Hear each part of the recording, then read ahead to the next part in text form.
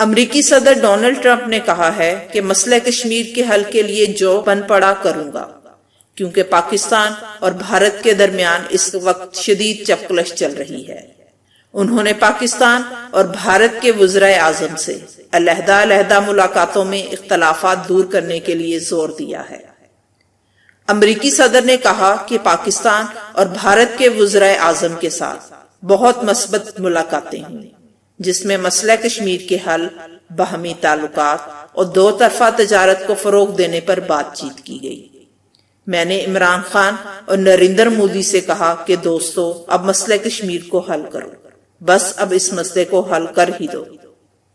Trump نے کہا کہ پاکستان اور بھارت دونوں ایٹمی ممالک ہیں اور انہیں یہ مسئلہ حل کرنا ہوگا۔ کشمیر انتہائی سنگین مسئلہ ہے جس کے حل کے لیے جو بن سکا کروں گا۔ امید ہے کہ وہ دونوں اپنے تعلقات کو بہتر کر لیں گے۔ عمران خان اور مودی دونوں نفیس آدمی ہیں اور دونوں ہی میرے اچھے دوست ہیں۔ اللہ خیر کرے، جہاں امریکہ ہو اور وہاں صلح صفائی بھی ہو تو سمجھ لیں کہ دنیا سکھ کا سانس لے گی۔ امریکہ کی اکانومی ہی دنیا کی بے امنی پر بیس کرتی ہے۔ بہرحال امریکہ کو اپنی عزت اور بے عزتی کا کوئی خیال نہیں، ہر جگہ اپنی ٹانگ اڑائی ہوئی ہے۔ افغانستان میں اس کی جتنی جگ ہنسائی ہو چکی ہے، عزت والا ہوتا تو کب کا وہاں سے بھاگ گیا ہوتا۔ خود امریکہ میں سیاسی و دفاعی تجزیہ نگاروں کے مطابق امریکہ کی جگ ہنسائی میں اضافہ ہو رہا ہے۔ آخر دنیا کی سب سے بہترین ٹیکنالوجی اور جدید ترین ہتھیاروں سے لیس فوج پچھلے 16 سال سے اب بھی شکست سے کیوں دوچار ہے؟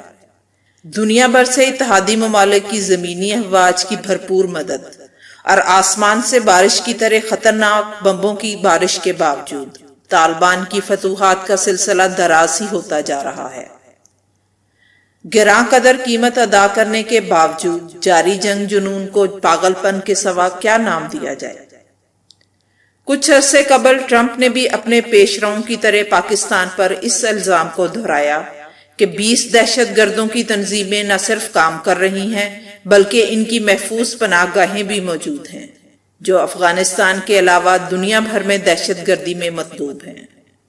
اس دوران لیپا پوتی کرتے ہوئے اس دہشت گردی کے خلاف پاکستانی قوم کی قربانیوں کا بھی اعتراف کیا۔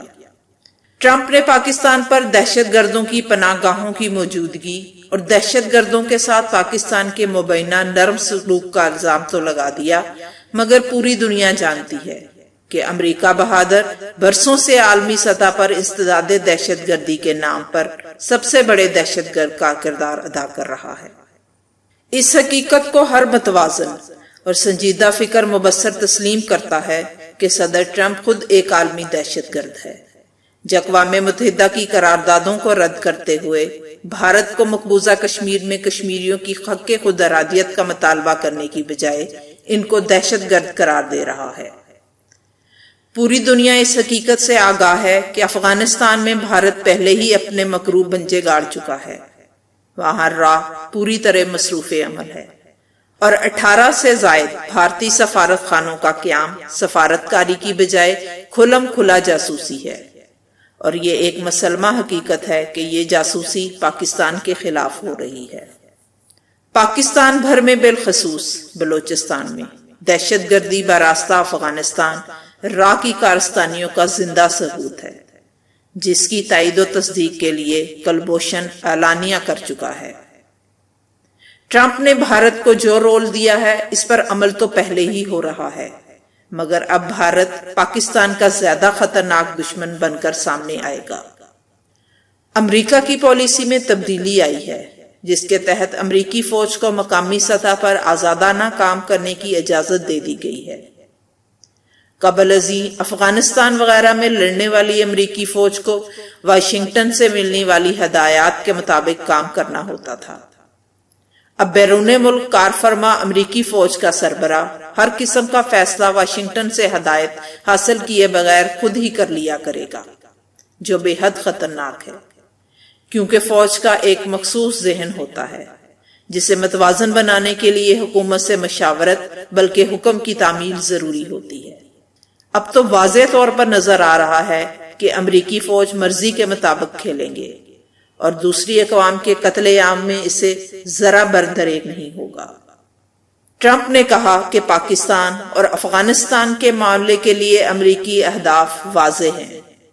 ہم چاہتے ہیں کہ خطے میں دہشت گردوں اور ان کی پناہ گاہوں کا مکمل صفایا ہو۔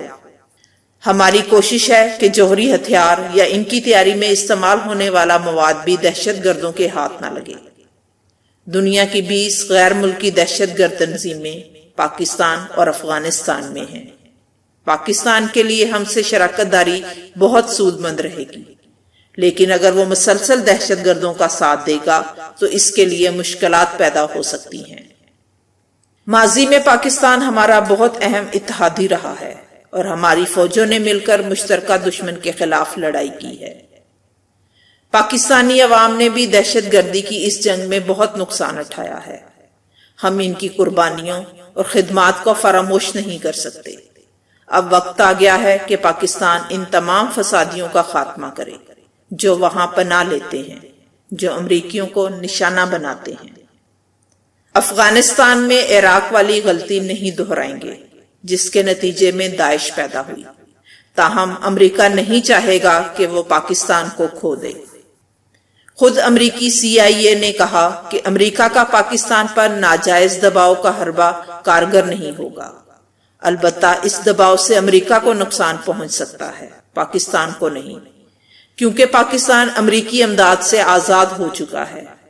اسے چین جیسے طاقتور دوست کی مکمل تائید اور امداد حاصل ہے، اور امریکہ پاکستان کی فضائی اور زمینی راستوں کا محتاج ہے۔